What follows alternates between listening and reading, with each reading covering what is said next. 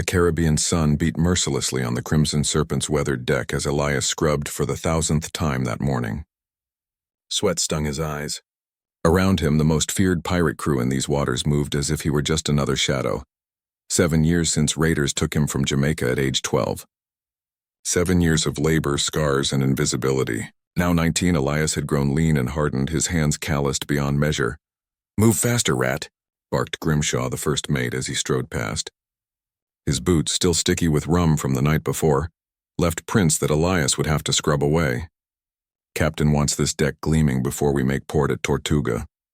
Elias kept his head down, his dark eyes fixed on the wood beneath his brush. He had learned long ago that invisibility was survival. The crew called him the Ghost when they bothered to acknowledge him at all. He fetched their grog, mended their hammocks, emptied their chamber pots, and absorbed their mockery without a word. But invisibility had its advantages. From his position on his knees, always in corners and shadows, Elias saw everything. He knew that Grimshaw skimmed from the treasure shares. He knew that the gunner Blackwell was planning to jump ship at the next port. He knew that half the crew whispered mutiny when the wind carried their voices away from the captain's cabin. And he knew Seraphine Vale better than anyone else aboard. The Pirate Queen was a legend made flesh, a woman who had carved her name into Caribbean history with blood and brilliance. She stood tall and commanding, her skin bronzed by endless days under the tropical sun, her black hair woven with gold threads looted from Spanish galleons. Her green eyes could freeze a man's heart or set it aflame depending on her mood. She wore a long coat of deep crimson that billowed behind her like a banner of war, and at her hip hung a cutlass that had tasted the blood of admirals and governors alike. Elias had studied her for 7 years from the margins of her world. He cleaned her cabin and heard her strategies. He served her meals and watched her plan routes that outsmarted entire naval fleets. He stood silent in corners during war councils and absorbed lessons that no academy could teach. While the crew saw him as beneath notice, Elias was building something in the quiet spaces of his mind, a vision of who he might become if fate ever granted him the chance. That evening, as the sun melted into the horizon and painted the sky in shades of orange and crimson, Elias brought the captain's dinner to her cabin. The Crimson Serpent rocked gently in the calm waters off the coast of Hispaniola, and through the stern windows, the last light caught the waves like scattered rubies. Seraphine sat at her desk, map spread before her, a quill in her hand. She didn't look up as Elias entered. "On the table," she said, her voice carrying that peculiar mix of refinement and roughness that marked her as both educated and dangerous. Elias set down the tray. Salted pork, hardtack, and a mango he had bartered from the cook with an hour of his sleep. As he turned to leave, her voice stopped him. "Boy." He froze. She rarely addressed him directly. "How long have you been on my ship?" She still hadn't looked up from her maps. 7 years, Captain." His voice came out steadier than he felt. 7 years of scrubbing and fetching. Now she raised her eyes, and Elias felt their weight. "And in all that time you've never asked for more." "Why?" The question hung in the air like smoke. Elias could feel his heartbeat in his throat. Around them, the ship creaked its ancient song, and somewhere above, a sailor called out the evening watch. "Permission to speak freely, Captain?" A ghost of a smile touched her lips. "Granted. Because I've been learning, Captain. Every day, every task. I know this ship better than the carpenter who built her. I know the crew better than they know themselves. And I know that a man who's invisible can see everything." For a long moment, Seraphine studied him with those piercing green eyes. Then she laughed, a sound like wind chimes made of steel. "You're either very wise or very foolish, Elias. I haven't decided which." She returned to her maps. "But 7 years of silence has earned you this. I'll remember your name." Elias bowed and left, his heart hammering. She had called him by name, not boy or rat or ghost. Elias. That night, sleeping in his hammock in the cramped crew quarters, Elias dreamed of standing at a ship's wheel, the wind in his face and the horizon endless before him. He didn't know that in less than 12 hours that dream would either die or be violently born, because Grimshaw and 20 others had grown tired of waiting for their chance at power. And with the dawn would come blood. The tropical night pressed heavy and humid against the Crimson Serpent. In the darkness between decks, Grimshaw gathered his conspirators in hushed tones that barely rose above the creak of timber and the slap of waves against the hull. "Tomorrow," he growled, his scarred face illuminated by a guttering candle. When she takes her morning walk on deck. Blackwell, you'll have the signal ready? The gunner nodded, his eyes glittering with greed and fear in equal measure. Elias, curled in his hammock 3 feet away, kept his breathing slow and steady, invisible as always. But his mind raced. He had heard every word. Dawn broke over the Caribbean like a wound across the sky. Elias had not slept after hearing the mutineers' plans. He had spent the dark hours wrestling with an impossible choice. Warn the captain and risk being discovered as an eavesdropper, possibly getting himself killed in the chaos, or stay silent and invisible as he had for 7 years. But 7 years of watching Seraphine Vale had taught him something fundamental. She was the only thing standing between this crew and complete savagery. Under her command, they raided with strategy rather than mindless slaughter. She had rules, codes. Without her, the Crimson Serpent would become just another floating death trap, burning villages and leaving nothing but horror in its wake. And selfishly, secretly, Elias knew she was the only one who had ever seen him, really seen him. As the blood-red sun climbed higher, painting the deck in shades of copper and shadow, Elias scrubbed the same section of planking 3 times, his hands shaking. Around him, the crew moved with false casualness. He could feel the tension crackling like heat lightning before a storm. Seraphine emerged from her cabin at precisely 7 bells, as she did every morning. She wore her crimson coat and her cutlass hung at her hip, the jeweled hilt catching the early light. Her hair was pulled back in a severe braid that revealed the sharp angles of her face, the old scar that ran from her left temple to her jaw, a memento from the British admiral who had tried to hang her 5 years ago. She had cut him down instead and burned his flagship to the waterline. She walked to the starboard rail and stood looking out at the turquoise waters, her hands clasped behind her back. A perfect target. Elias saw Grimshaw's hand move to his pistol, saw Blackwell moving to cut off the captain's retreat, saw the circle closing. Time seemed to slow, thick as molasses. Elias could hear his own heartbeat, could feel the splinters in the brush handle digging into his palm. 7 years of invisibility, 7 years of survival through silence. He dropped the brush. Captain, behind you! His voice shattered the morning like cannon fire. Every head whipped toward him. For one frozen instant, the deck was a tableau. Seraphine turning, her hand flying to her cutlass, Grimshaw's face twisting with rage and surprise. The crew caught between loyalty and mutiny. Then chaos erupted. Seize her! Grimshaw roared and 20 men surged forward. But Seraphine Vale had not survived 10 years as the Caribbean's most feared pirate captain by being slow. Her cutlass cleared its sheath in a blur of steel, and the first mutineer went down clutching his arm, his pistol clattering across the deck. Mutiny, she called out, her voice cutting through the confusion. Choose your side now, you dogs. The crew split like a ship on rocks. Those loyal to the captain, about 15 men, rushed to her defense. The rest backed Grimshaw, and suddenly the Crimson Serpent's deck became a battlefield. Elias found himself scrambling backward as men crashed around him. Cutlasses ringing, pistols barking smoke and thunder. He had no weapon. No training in combat beyond the few desperate lessons he had taught himself in stolen moments. He was about to die for breaking his silence. A mutineer lunged at him with a boarding pike. Elias barely twisted aside, feeling the point tear through his shirt and score his ribs. Pain flared white-hot. He grabbed a bucket and swung it desperately, catching the man across the temple. The mutineer went down. Seraphine fought like a hurricane made flesh, her blade dancing through the morning light, her coat swirling around her. She was magnificent and terrible, cutting down 2 men in as many heartbeats. But there were too many. Even as her loyalists rallied, the numbers were against her. Grimshaw and his faction pressed forward, driving her back toward the mainmast. You've grown soft, Seraphine, Grimshaw shouted over the clash of steel. Flood ran from a cut on his cheek, but his eyes blazed with triumph. Soft and careless. This ship needs a real captain. This ship needs a crew with spines, she snarled back, parrying a strike that would have taken her head. Instead, I'm stuck with rats and cowards. But even as she spoke, Elias could see she was tiring. 3 attackers pressed her at once. Her back hit the mast. The loyal crew members were being pushed back, outnumbered. This was the moment. The mutiny would succeed and Seraphine Vale would die. Elias felt something break inside him, or perhaps finally fall into place. 7 years of invisibility ended in a heartbeat. He ran, not away from the fight but toward it. toward the cluster of mutineers surrounding their captain. He had no plan, no weapon beyond the desperate courage of a man who had nothing left to lose. He grabbed a fallen cutlass, its grip slippery with blood. It felt impossibly heavy in his hand, but he charged forward with a scream that came from 7 years of silence and suffering. He was nobody. Nothing. A ghost. And that made him very, very dangerous.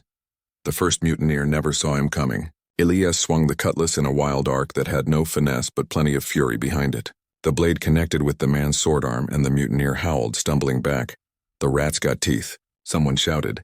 Elias pressed forward, putting himself between Seraphine and her attackers. He was terrible with the blade, he knew that immediately. Every move was instinct, every parry barely adequate. But desperation gave him speed, and rage gave him strength. A cutlass came at his head. He ducked, feeling the blade whistle past his ear. Another stabbed toward his gut. He twisted, and the point caught his shoulder instead, sending lightning down his arm. He slashed back blindly and felt his sword connect with flesh. "Fall back!" Seraphine's voice commanded from behind him. Her hand grabbed his collar and yanked him aside. "Defensive line, now!" The loyal crew formed a semicircle around them, blades out, breathing hard. The mutineers faced them from across 10 feet of blood-soaked deck. Bodies lay scattered like broken dolls. The tropical breeze carried the smell of gunpowder and iron. Grimshaw stood at the head of the mutineers, his face a mask of fury and calculation. He had the numbers, but the fight had cost him more than he'd planned. 6 of his men lay dead or dying. The rest looked uncertain now, seeing their captain still standing, still dangerous. "This isn't over, Seraphine," Grimshaw growled. "You're finished. Your time is done." Seraphine wiped blood from her blade on her coat, her green eyes never leaving the first mate. Around them, the ship rocked gently, indifferent to the violence on its deck. The sun climbed higher, merciless and bright. "Perhaps," she said quietly. Then, to everyone's shock, she turned to Elias. "Hold out your hand." "Boy." Elias, bleeding from shoulder and ribs, his makeshift weapon trembling in his grip, stared at her in confusion. She pulled her cutlass, her legendary blade, the one she had carried through 100 battles, and placed the grip in his bloodied hand. The entire deck went silent. "Prove your worth," she said, loud enough for every man to hear. Her eyes met his, and in them Elias saw something impossible. Faith. Then she stepped back, leaving him facing Grimshaw and the mutineers alone, armed with a blade he barely knew how to use and a captain's trust he had never asked for. The deck held its breath, and Elias understood. This was no gift. It was a test, a gauntlet, a challenge not just to him, but to every man aboard who had ever dismissed him as nothing. Grimshaw's laugh was ugly and triumphant. "You're going to die now, rat. And when you do, your precious captain follows." Elias raised the cutlass. His hands had stopped shaking. The pain in his shoulder and ribs faded to distant thunder. 7 years of being invisible. 7 years of watching, learning, waiting. "Then come and kill me," he said softly. The battle was far from over, but Elias was done being a ghost. The standoff stretched like a rope about to snap. Grimshaw's eyes narrowed as he studied the boy before him. This nobody, this nothing, now holding the Pirate Queen's legendary cutlass. The blade caught the morning sun, its edge sharp enough to split a hair, its grip worn smooth by Seraphine's hands through countless battles. Behind Elias, the captain stood with her arms crossed, her face unreadable. The loyal crew flanked her, weapons ready but holding their ground. They were trusting her judgment. They were trusting him. It was the most terrifying thing Elias had ever experienced. "Last chance, boy," Grimshaw said, rolling his shoulders. His own cutlass was notched and stained, a tool of murder rather than art. "Put down the blade and crawl back to your bucket. Maybe I'll let you live to scrub my boots." Elias felt the weight of the sword in his hand, felt the grain of the wooden grip against his palm. He had watched Seraphine use this weapon hundreds of times, had seen her practice her forms in the early morning when she thought no one was watching, had studied every angle, every movement, storing them in his memory the way other men stored gold. But watching and doing were oceans apart.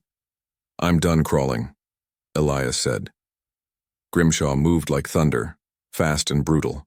His cutlass came in a downward arc meant to split Elias from shoulder to hip. No finesse, just raw power and rage. Elias sidestepped. He didn't think about it, didn't plan it. His body simply moved, 7 years of watching and learning taking over. The blow whistled past, missing him by inches. Grimshaw stumbled slightly with the force of his own strike, and Elias saw an opening just for a heartbeat. He struck. His blade slashed across Grimshaw's ribs, not deep, but enough to draw blood and shock. The first mate roared and spun, his face purple with fury. He attacked again, a wild horizontal slash. Elias parried, and the clash of steel rang across the deck like a bell. The mutineers surged forward to help their leader, but Seraphine's voice cracked like a whip. "This is single combat. Any man who interferes answers to me." The authority in her words froze them in place. Even in mutiny, even facing their deaths, old habits of obedience held. For now, Grimshaw pressed his attack, raining blows on Elias with the fury of a hurricane. Each strike was meant to kill. Each was blocked by the narrowest margin. Elias gave ground step by step, his arms beginning to burn with the effort of deflecting the first mate's raw strength.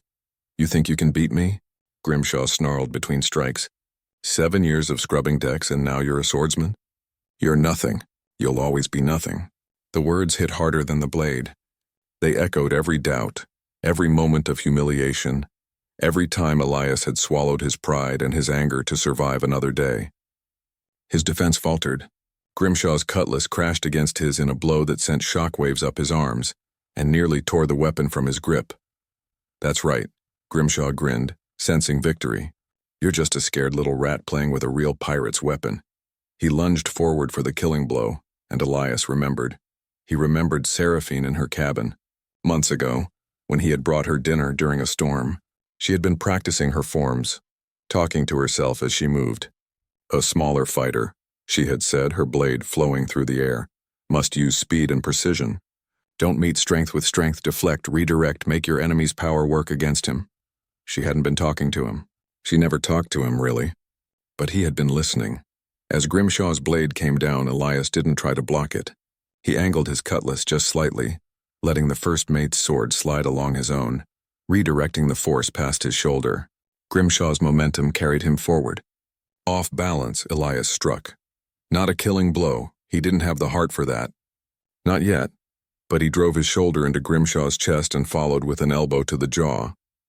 The first mate crashed to the deck, stunned. Elias stood over him, the tip of his blade at Grimshaw's throat, breathing hard. Blood dripped from his own wounds, but he was alive. He was standing. He was winning. "Yield," Elias said quietly. For a moment he thought Grimshaw might. The man's eyes flickered with something that might have been respect or might have been fear. But then Grimshaw's hand moved quick as a snake, pulling a pistol from his belt. "No rules in a mutiny, boy." The shot thundered across the deck. Pain exploded in Elias's side. He staggered, his vision blurring. The cutlass felt impossibly heavy now. He heard Seraphine shout something, heard the loyal crew surge forward, heard the world dissolving into chaos and noise, but he didn't fall. Instead, with the last of his strength, Elias brought the captain's cutlass down in a clean, precise arc, exactly the way he had seen Seraphine do it 100 times. The blade struck Grimshaw's pistol hand and the weapon clattered to the deck. Then Elias did fall, his legs giving out. He hit the boards hard, pain washing over him in waves. The sky above was impossibly blue, dotted with white clouds that drifted like ships. Faces appeared above him. Seraphine knelt beside him, her hands pressing something against his side. Her face was pale beneath its tan, her green eyes wide. "Stubborn fool," she said, but her voice was gentle. "Magnificent stubborn fool. Did I prove it?" Elias managed to whisper. "My worth?" She laughed, and it might have been a sob. "Boy, you just held off the best blade on the ship while bleeding from 3 wounds. I'd say you proved something." Around them, the fight was ending. Without Grimshaw, now disarmed and being bound by loyal crew members, the mutineers' resolve crumbled. They threw down their weapons and begged for mercy. Seraphine stood, her hands red with Elias's blood, and addressed the assembled crew. The wind had picked up, snapping the sails above, and storm clouds gathered on the horizon. The Caribbean was about to show her teeth. "This boy," she said, her voice carrying across the deck, "has more courage than any 10 of you. He saved my life. He saved this ship. And from this moment forward, he is no longer a deckhand." She pulled off her crimson coat and laid it across Elias's chest like a blanket. "He is my second, my heir, the next captain of the Crimson Serpent." Her eyes swept the crew, daring anyone to object. "And if any man has a problem with that, he can swim to Tortuga." Silence. Then one by one the loyal crew members began to nod. Even some of the mutineers looked at Elias with something like respect. As Elias lay bleeding on the deck, the world spinning around him, he felt something he had never felt before: belonging, purpose, a future beyond buckets and brushes. But as the ship's doctor rushed forward to tend his wounds, and as thunder rumbled in the distance, Elias heard Grimshaw's voice, low and poisonous from where he lay bound. "This isn't over, Rat. The ocean keeps no secrets. They'll all learn what you really are, and when they do, that sword will be the death of you." The words chilled Elias deeper than any wound, because he knew something the crew didn't. Something not even Seraphine knew, and Grimshaw's threat suggested he might know it too. 3 days later, the Crimson Serpent limped into Tortuga under storm-gray skies. The mutiny's wounds ran deep. 6 men dead, 8 locked in the brig. The crew split between those accepting Seraphine's choice and those seeing Elias as an upstart usurper. Elias spent those days in fever, the doctor stitching and muttering about how close to death he'd come. The bullet had missed his vitals by inches. When the fever finally broke, Elias woke to find himself in the captain's cabin. He sat up too quickly and immediately regretted it. Pain lanced through his side and his head swam. But the cabin was magnificent in the morning light, windows stretching across the stern, maps and charts covering every surface, a real bed with silk sheets looted from some Spanish merchant. It smelled of salt, leather, and the faint sweetness of the rum Seraphine favored. "Easy," came her voice. She sat at her desk writing in a leather-bound journal. "You tear those stitches and the doctor will have my head." "Why am I here?" Elias asked. His throat was raw, his voice barely recognizable. "Because you're second now. Second gets officer's quarters. Or did you think I was joking when I named you my heir?" She set down her quill and turned to face him. In the light he could see how tired she looked. New lines creased her face and the scar on her temple seemed more prominent. "The crew needs to see you as more than what you were. This helps." Elias carefully swung his legs over the side of the hammock. Someone had dressed him in clean clothes. Linen shirt, dark breeches, boots that actually fit. Officers' clothes. "Half of them still see me as the deck rat. Then show them otherwise." Seraphine rose and crossed to a locked chest in the corner. She produced a key from around her neck and opened it, pulling out a belt with a fine scabbard. "This was my first mate's. Before Grimshaw, before the mutiny that brought me to power. His name was Marcus, and he taught me that true authority comes not from fear, but from respect earned through action." She tossed the belt to Elias. It was beautiful. Dark leather tooled with Caribbean motifs. The scabbard decorated with silver fittings. "Your blade needs a home," she said. Elias caught it, wincing at the motion. "I don't know what I'm doing, Captain. I can barely use a sword. I don't know how to lead men, how to navigate, how to—" "Do you think I knew any of that when I took this ship?" Seraphine's laugh was sharp. "I was a merchant captain's daughter. Educated in London, meant to marry some fat governor. Then pirates killed my father and took me. I learned by watching, by doing, by surviving. Just like you." She moved to the windows and looked out at Tortuga's harbor, a den of pirates, smugglers, and outlaws, where Spanish gold flowed like water and the only law was the law of steel. "But that's not what's really bothering you, is it?" she said softly. "Grimshaw said something. Before we locked him in the brig, he said the ocean keeps no secrets." Elias felt ice in his veins. "I don't know what he meant." "Don't lie to me, Elias." She turned and her green eyes pinned him like a butterfly to a board. "I've made you my heir. That means I need to know everything. What secret are you keeping?" For a long moment Elias said nothing. Outside he could hear the sounds of Tortuga waking up, shouts and laughter, the creak of ships at anchor, the eternal cry of gulls. 7 years of silence, 7 years of hiding. "My name," he said finally, "isn't Elias." Seraphine's expression didn't change, but something flickered in her eyes. "Go on." "When the raiders came to my village, when they took me, I told them my name was Elias. It was my brother's name. My real name is Diego." He took a shaky breath. "Diego Mendoza." Understanding dawned slowly on Seraphine's face, followed by something that might have been awe or might have been fear. "Mendoza," she repeated. "As in Governor Francisco Mendoza? As in the man who's hunted me for 5 years?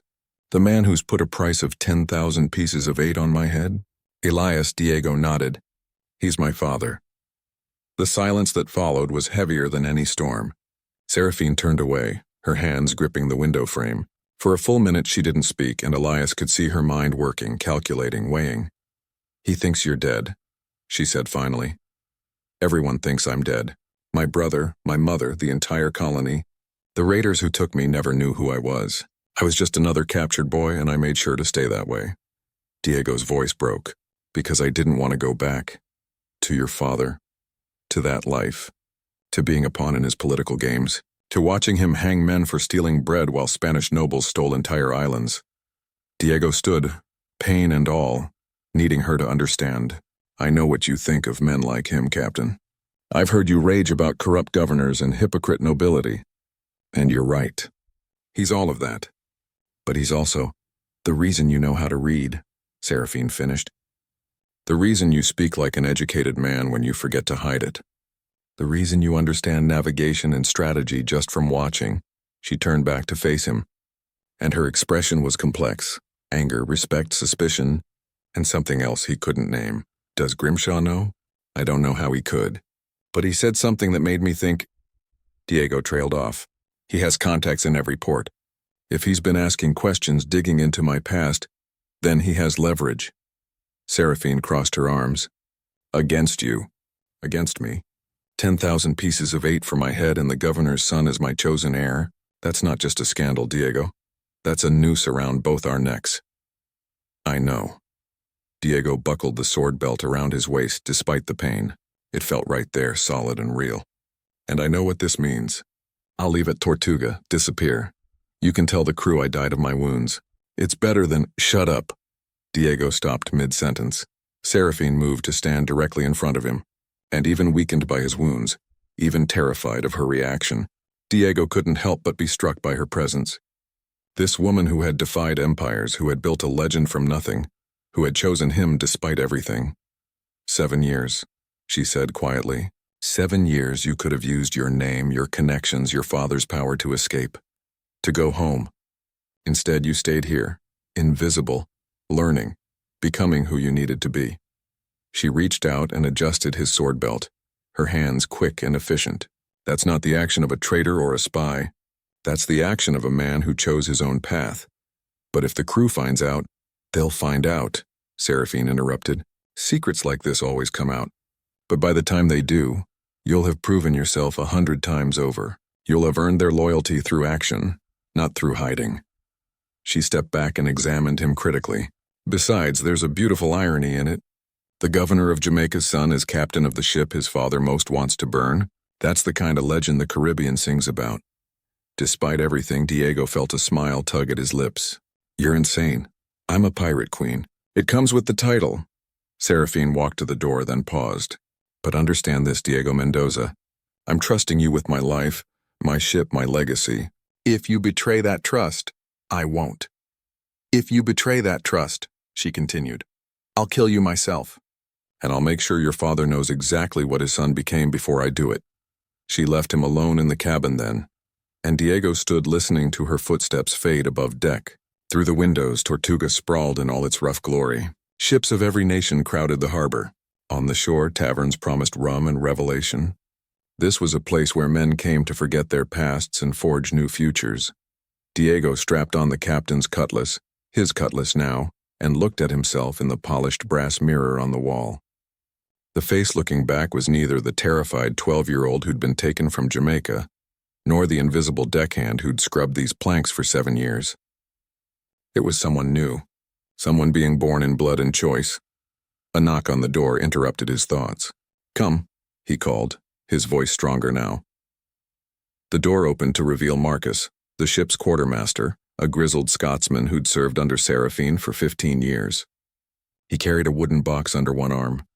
Captain says you're fit enough for this, Marcus said, his accent thick and musical. He set the box on the desk and opened it, revealing navigational instruments, charts, and a leather-bound book. Time you learned to be an officer proper. Diego looked at the contents, tools of command, weights of responsibility. I don't know where to start, he admitted. Marcus chuckled. Neither did she when she took this ship. Neither did I when I first went to sea. But here's what I know, lad. You've got something most men never find. You've got purpose. You've got a captain who believes in ye, and you've got a cutlass that's tasted victory. He tapped the navigation book. The rest is just learning, and you've proven you're bloody good at that. For the next 6 hours, Marcus taught Diego the basics of navigation, how to read the stars, how to use the quadrant and compass, how to calculate speed and drift. Diego's head swam with numbers and angles, but his mind soaked it up like the desert drinks rain. Every skill was a tool. Every lesson was a step toward the man he was becoming. As evening fell and Tortuga's taverns lit up like jewels across the waterfront, Seraphine returned to the cabin. She was dressed for the town, her crimson coat, her best pistols, her legendary cutlass at her hip. "Come on, heir of mine," she said. "Time to show Tortuga that the Crimson Serpent has new blood." Diego followed her to the deck where the crew assembled, dressed in their finest plunder. They looked at him differently, some with respect, some with resentment, all with attention. Seraphine addressed them all, her voice carrying across the deck and out into the harbor evening. "We've survived mutiny. We've lost good men. We've bled and suffered and endured." Her eyes swept across her crew, her family of misfits and murderers and dreamers. "But we're still here, still sailing, still free." She put her hand on Diego's shoulder. "This boy proved himself in blood and steel. He's earned his place among us. Any man who says otherwise can answer to me. Are we clear?" A chorus of "Aye, Captain" rose from the crew, some more enthusiastic than others. "Good. Now go drink Tortuga dry. You've earned it." As the crew began filing off the ship toward the taverns and brothels of the pirate port, Diego felt someone watching him. He turned to find Grimshaw being led up from the brig by 2 guards. The former first mate's hands were bound, his face bruised from the fight, but his eyes burned with dark promise. As he passed Diego, Grimshaw leaned close and whispered, "Enjoy it while you can, Mendoza. Your father's ships are hunting these waters. When they come for the Queen, what will you do? Save your father or save your captain? You can't serve 2 masters, boy, and that choice will destroy you." Then he was past, being led off the ship to be marooned on some distant shore as punishment for mutiny. But his words remained, coiling around Diego's heart like serpents. Seraphine appeared at Diego's elbow. What did he say? "Nothing that matters," Diego lied, then corrected himself. "Everything that matters." She studied him in the growing darkness, the lights of Tortuga reflecting in her green eyes. "You'll have to choose eventually. Your old life or your new one? Your father's world or mine?" "I chose 7 years ago," Diego said. "When I gave my brother's name to the raiders, when I decided to become invisible. I chose. Then why do you look so afraid?" Diego met her gaze. "Because choosing a life is easy. Living with that choice, with its consequences, with the price it demands, that's the hard part. And I'm afraid I won't be strong enough to pay it." Seraphine was quiet for a moment, then she laughed. That same steel chime laugh he'd heard so many times over the years. "Good," she said. "Fear means you understand what's at stake. Courage isn't the absence of fear, Diego. It's choosing to sail forward despite the storm." She started toward the gangplank, then looked back. "Now come on. I'm going to teach you how a pirate celebrates victory. And tomorrow I'm going to teach you how to fight properly. Because next time I want to watch you win without getting shot." Diego followed her off the ship and into Tortuga's chaotic embrace. Behind him, the Crimson Serpent rocked gently at anchor, waiting for her crew's return. Above, stars began to emerge in the deepening blue, ancient navigators marking the paths of the free. Diego had spent 7 years invisible, watching and learning. Now he was seen. Now he had a sword at his hip and a captain's trust on his shoulders. Now he had a choice ahead that would define the rest of his life. But for tonight, he was simply a pirate walking the streets of Tortuga, with the greatest pirate queen in the Caribbean at his side, teaching him that freedom, real freedom, was both a gift and a burden that had to be earned every single day. The ocean kept no secrets forever. But perhaps Diego thought as he followed Seraphine into a tavern filled with music and life and possibility, secrets weren't meant to be kept forever. Perhaps they were meant to be transformed, from chains that held you down into sails that carried you forward. He had scrubbed decks for 7 years. He had been invisible, dismissed, forgotten, until the pirate queen handed him her sword, and in doing so, handed him the chance to become legendary. The Caribbean stretched endless and blue in every direction, full of storms and treasures and choices yet to be made. Diego's journey was just beginning, but he knew one thing with absolute certainty. He would never be invisible again.